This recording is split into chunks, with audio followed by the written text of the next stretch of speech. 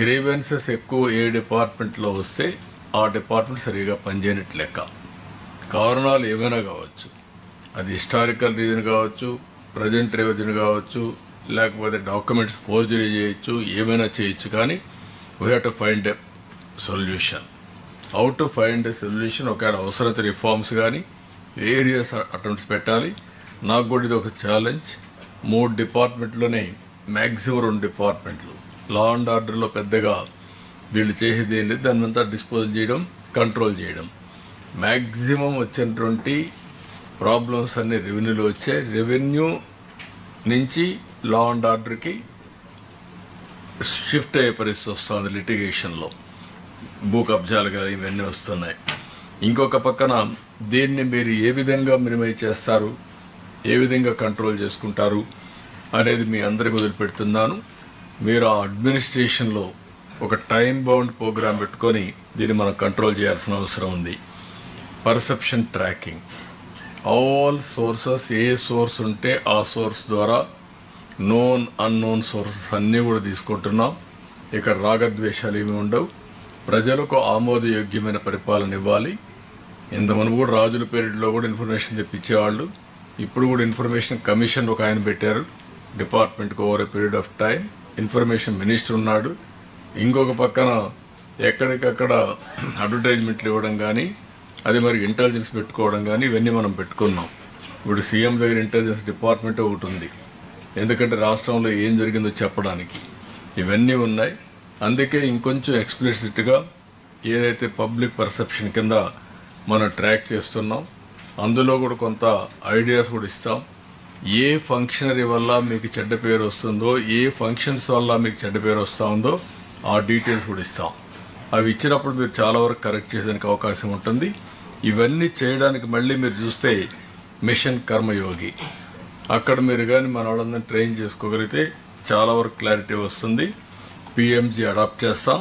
దీన్ని అందరూ కూడా ఎక్కడికక్కడ మీ అది ఈరోజు 50 కోట్ల పైన పెడుతున్నాం, రేపు 10 కోట్లు కూడా తీసుకొస్తాం. ప్రాజెక్ట్ స్టార్ట్ అయితే ప్రాజెక్ట్ ఎప్పుడు ఎండ్ చేస్తాం కూడా క్లారిటీ ఉండాలి.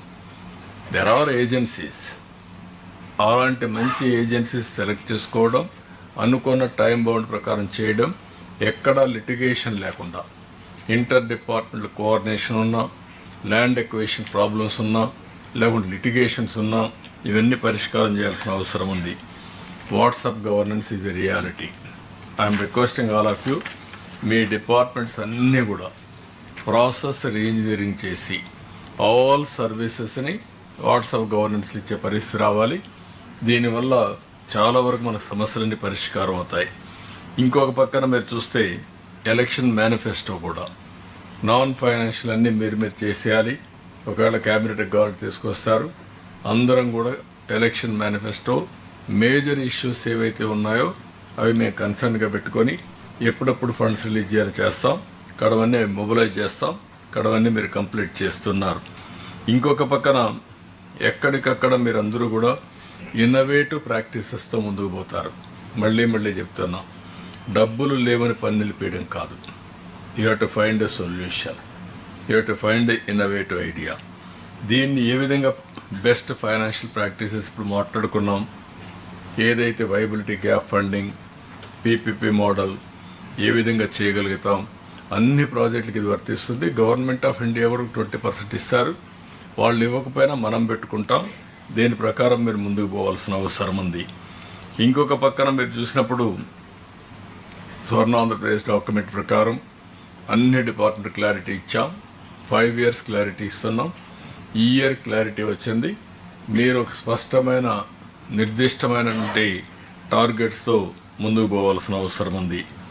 ఇవన్నీ రావాలంటే మీరందరికి కూడా కొంచెం ఫీల్డ్ ఎక్స్పీరియన్స్ కూడా ఉండాలి, ఫీడ్బ్యాక్ కూడా ఉండాలి.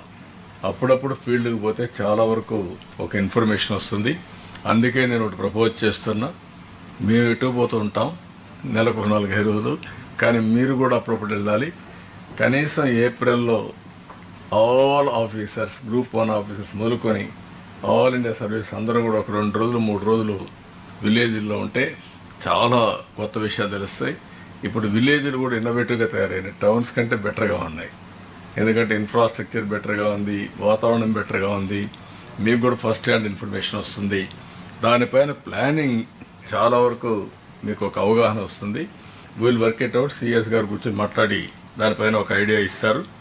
రెండోది 31st లోపల, మార్చి లోపల గవర్నమెంట్ ఆఫ్ ఇండియాలో ఎంత డబ్బులు సంపాదించుకోగలుగుతామో మనం వర్కౌట్ చేయండి. మీకు ఎక్కడన్నా నా ఇంటర్వెన్షన్ కావాలంటే చెప్పండి, నేను కూడా మాట్లాడతాను. అవసరం లెటర్ ఇస్తాను, నేను వస్తాను. అదే మరి మన ఎంపీస్ ఉంటారు, మీరు వాళ్ళని ఉపయోగించుకొని ఇది కూడా మీరు చేయాల్సిన అవసరం ఉంది. రెండోది నెక్స్ట్ ఇయర్ కూడా ఏవేవి ఫండ్స్ ఉన్నాయి, ఏ ఇన్నోవేటివ్ ప్రోగ్రామ్స్ పెట్టారు. మనం ఏదే విధంగా అయితే స్వర్ణ ఆంధ్రప్రదేశ్ పెట్టుకున్నామో వాళ్ళు వికసిత్ భారత్ పెట్టుకున్నారు. దానికి కూడా ఫండ్స్ అన్నీ కూడా ఆర్డర్ ఆఫ్ ప్రియారిటీ, ఒక ఆర్టిఫిషియల్ ఇంటెలిజెన్స్ హబ్ని, అదే మరి సెంటర్స్ని ఇవన్నీ పెట్టే పరిస్థితి వచ్చారు. అవి కూడా మనం ఎంతవరకు సంపాదించుకోగలుగుతాం, దాన్ని సంపాదించుకోవాల్సిన అవసరం ఉంది.